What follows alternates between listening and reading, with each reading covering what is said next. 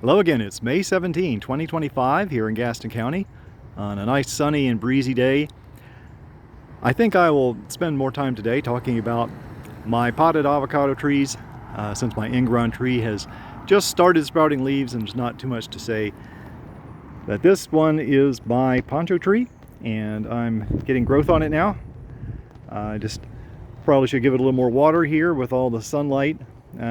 Maybe even consider repotting it soon. But that'll be another weekend task, I think, when I repot a tree of that size. One of the things I thought I would point out with some of these seedlings that I've grown is just how different they can be. These two have a fair amount of resemblance, but notice how this one just grows these branches out and forms clusters of leaves and leaves space in the middle of the tree. So the growth habits are kind of unpredictable.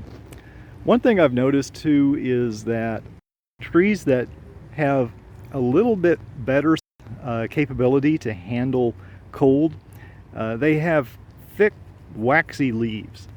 So out of all the seedlings I grew, I think I had maybe as many as 40 at one time. The ones that at least could tough it out through a frost tend to have this property.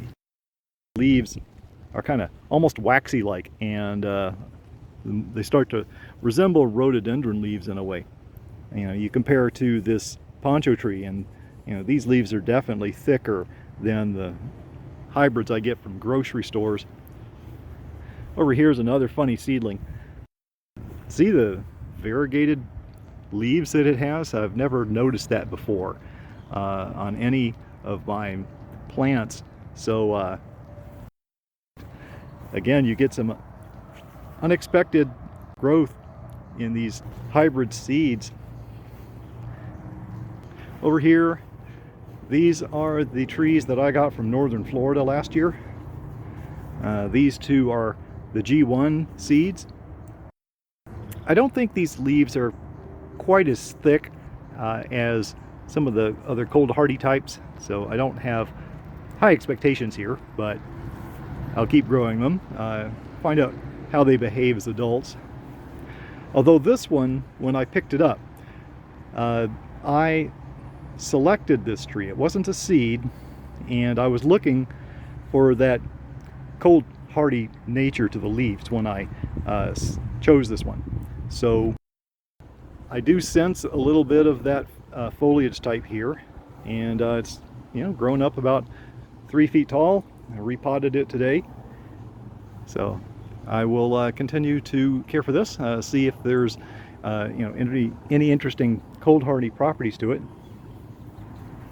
These two are rootstock trees, and also interesting to notice how rootstock can be quite variated too. This is what's left of my Fuerte, so the rootstock came back from the soil. This was my Brogdon. So it's funny how this one forms a very compact habit, and that one looks more like a typical seedling, the way it kind of spaces out. This tree is another of my older seedlings, and again it has slightly thick-ish leaves. This one may have come close to dying in my house the winter before last. I had it inside and I really didn't give it enough water, I think, so it turned brown in the house, and I took it under closer observation and I watered it more often and sprouted back. What's kind of odd about this one is it really wants to grow tall. I already cut this. It was probably about that high, and I topped it, and it forms lots of vertical branches inside. But this is a tree that did have one remaining leaf about 2 years ago. I left it in a protected corner near the house, and it made it through the winter. So I wouldn't claim that it's going to be dramatically cold hardy, but it shows that sometimes from a seed you can still get something interesting. Here's another seedling, and this one is just a very vigorously growing plant. I remember this particular seed was unusual. It turned orange and red when I put it out here, and it started sprouting a plant. The leaves are a little different too because the edges seem to break up. It's just kind of a trait that it has. But again, it has these kind of thickish, waxy leaves, so there's some potential with this. Down here, I have the Lila seedlings. And what I find interesting about Lila is you might assume that from Lila seeds you will get cold-tolerant plants, but honestly, the leaves of these seedlings remind me a lot of just typical avocados, and so it could be the case that avocados tend to revert back to their standard type. You know, you think about how two cats, when they mate and they have kittens, you'll usually get a few of those brown striped standard tabby cats because the genetics are reverting back to the original African wildcat. So avocados may do something similar. Even though these were pollinated only by Lila and maybe the Mexicola I had, you really need a lot of seeds, not just 3, to get something that truly exhibits the properties of the mother plant. I've mentioned this tree before. I repotted it today, and I don't know if it has any cold hardy tendencies, but the leaves are just unusual. They're kind of spoon shaped or boat shaped, and so I've kept that as an ornamental tree. I'm just curious what will happen as I continue to care for it and it grows older. This is my Stewart, and again, maybe I should consider repotting some of these larger trees.